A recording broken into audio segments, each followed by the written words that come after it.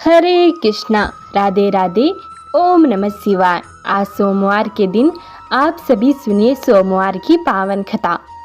एक बार किसी एक नगर में एक साहूकार रहता था। उसके घर में धन की कोई भी कमी नहीं थी, लेकिन कोई संतान न होने के कारण वह बहुत दुखी रहता था। संतान प्राप्ति के लिए वह हर सोमवार को व्रत करता और पूरी श्रद्धा के साथ भगवान शिव के मंदिर में जाकर भगवान शिव और माता लक्ष्मी की पूजा करता था। उसकी भक्ति देखकर एक दिन माँ पार्वती प्रसन्न होकर भगवान शिव से साहूकार की मनोकामना पूर्ण करने का निवेदन करने लगी। माता पार्वती के आग्रह पर भगवान शिव ने कहा कि हे पार्वती, इस संसार में हर प्राणी को उनके कर्मों का फल मिलता है और जिसके भाग्य में जो लिखा होता है उसे वह भोगना ही पड़ता है। लेकिन माता पार्वती ने साहूकार की भक्ति देखकर उसकी मनोकामना पूर्ण करने की इच्छा व्यक्त की। माता पार्वती के आग्रह पर भगवान शिव ने साहूकार को पुत्र प्राप्ति का वरदान तो दिया, लेकिन उन्होंने बताया कि यह बालक 12 वर्ष तक ही जीवित रहेगा। माता पार्वती और भगवान शिव की बातचीत को साहूकार सुन रहा था, इसलिए उसे ना तो इस बात की खुशी हुई और ना ही दुख हुआ। वह पहले की बात ही भगवान शिव की पूजा करता रहा। कुछ समय के बाद साहूकार की पत्नी ने एक पुत्र को जन्म दिया। जब वह बालक 11 वर्ष का हुआ तो उसे पढ़ने के लिए काशी भेज दिया गया। साहूकार ने पुत्र के मामा को बुलाकर उसे बहुत सारा धन देते हुए कहा कि तुम इस बालक को काशी विद्या प्राप्ति के लिए ले जाओ। तुम लोग रास्ते में यज्ञ कराते जाना और ब्राह्मणों को भोजन दक्षिणा देते हुए जाना। दोनों मामा भांजे इसी तरह यज्ञ कराते और ब्राह्मणों को दान दक्षिणा देते काशी नगरी की तरफ निकल पड़े।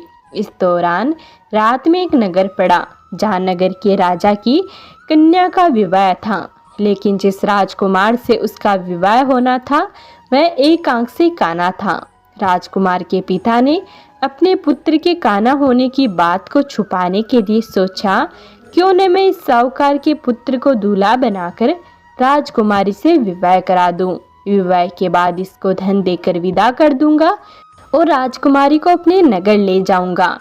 लड़के को दूल्हे के वस्त्र पहनाकर राजकुमारी से विवाह करा दिया गया।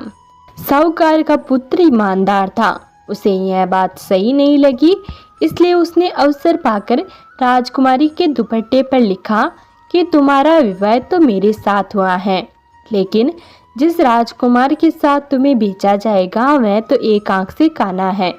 मैं तो काशी पढ़ने के लिए जा रहा हूँ। जब राजकुमारी ने चुन्नी पर लिखी बातें पढ़ी तो उसने अपने माता पिता को यह बात बताई। राजा ने अपनी पुत्री को विदा नहीं किया, फिर बारात वापस चली गई। दूसरी ओर साहूकार का लड़का और उसका मामा काशी पहुँचे। वहाँ जाकर उन्होंने यज्ञ किया। जिस दिन लड़का 12 साल का हुआ उस दिन भी यज्ञ का आयोजन था। लड़के ने अपने मामा से कहा कि मेरी तबीयत कुछ ठीक नहीं है। मामा ने कहा कि तुम अंदर जाकर आराम कर लो। तभी भगवान शिव के वरदान के अनुसार कुछ ही देर में उस बालक के प्राण निकल गए। मृत बांझे को देखकर उसके मामा ने विलाप करना शुरू कर दिया। सहयोगवश उसी समय शिवजी और माता पार्वती उधर से जा रहे थे। माता पार्वती ने भोलेनाथ से कहा, स्वामी, मुझे इसके रोने के स्वर सहन नहीं हो रहे हैं, आप इस व्यक्ति के कष्ट को अवश्य दूर करें। जब भगवान शिव मृत बालक के पास गए तो वह बोले कि यह तो उसी साहूकार का पुत्र है जिसे मैंने 12 वर्ष की आयु का वरदान दिया था। अब इसकी आयु पूरी हो चुकी है, लेकिन मातृत्व भाव से विभोर माता पार्वती ने कहा कि हे महादेव, आप इस बालक को और आयु देने की कृपा करें, अन्यथा इसके वियोग में इसके माता पिता भी तड़प तड़प कर मर जाएंगे। माता पार्वती के पुनः आग्रह पर भगवान शिव ने उसे लड़के को जीवित होने का वरदान दिया। शिव जी की कृपा से वह लड़का जीवित हो गया। शिक्षा पूरी करके लड़का मामा के साथ अपने नगर की ओर चल दिया। दोनों चलते हुए उसी नगर में पहुंचे जहां उसका विवाह हुआ था। उस नगर में भी उन्होंने यज्ञ का आयोजन किया। उस लड़के के ससुर ने उसे पहचान लिया और महल में ले जाकर उसकी खातिरदारी की और अपनी पुत्री को विदा किया। इधर साहूकार और उसकी पत्नी भूखे प्यासे रहकर बेटे की प्रतीक्षा कर रहे थे। उन्होंने प्रण कर रखा था कि यदि उन्हें अपने बेटे की मृत्यु का समाचार मिला तो वह भी अपने प्राण त्याग देंगे। परंतु अपने बेटे के जीवित होने का समाचार पाकर वह बेहद ही खुश हुए। उसी रात भगवान शिव ने साहूकार के सपने में आकर कहा, हे श्रेष्ठी, मैंने तेरे सोमवार के व्रत करने और व्रत कथा सुनने से प्रसन्न होकर तेरे पुत्र को लंबी आयु प्रदान की है। इसी प्रकार जो कोई सोमवार का व्रत करता है या कथा सुनता है और पढ़ता है तो उसके सभी दुख दूर होते हैं और सारी मनोकामनाएं पूर्ण होती हैं। अब सुनिए गणेश जी की कहानी। एक गांव में एक माँ बेटी रहती थी। एक दिन वह अपनी माँ से कहने लगी कि गांव के सब लोग गणेश मेला देखने जा रहे हैं, मैं भी मेला देखने जाऊंगी। माँ ने कहा कि वहाँ बहुत भीड़ होगी, कहीं गिर जाओगी तो चोट लग जाएगी। लड़की ने माँ की बात नहीं सुनी और मेला देखने चल पड़ी। माँ ने जाने से पहले बेटी को 2 लड्डू दिए और एक घंटी में पानी दिया। माँ ने कहा कि एक लड्डू तो गणेश जी को खिला देना और थोड़ा पानी पिला देना, दूसरा लड्डू तुम खा लेना और बच्चा पानी भी पी लेना। लड़की मेले में चली गई। मेला खत्म होने पर सभी गांव वाले वापस आ गए, लेकिन लड़की वापस नहीं आई।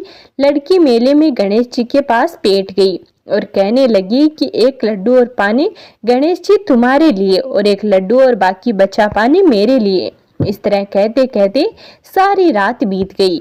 गणेश जी यह देखकर सोचने लगे कि अगर मैंने एक लड्डू और पानी नहीं पिया तो यह अपने घर नहीं जाएगी। यह सोचकर गणेश जी एक लड़के के वेश में आए और उससे एक लड्डू लेकर खा लिया और साथ ही थोड़ा पानी पी लिया।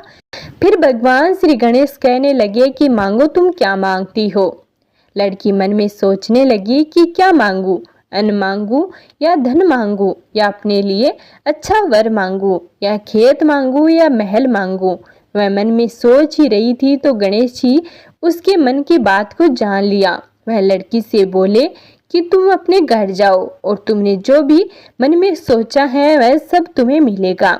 लड़की जब घर पहुंची तो माँ ने पूछा, इतनी देर कैसे हो गई। बेटी ने कहा कि आपने जैसा कहा था मैंने वैसा ही किया है और देखते ही देखते जो भी लड़की ने सोचा था वह सब कुछ मिल गया।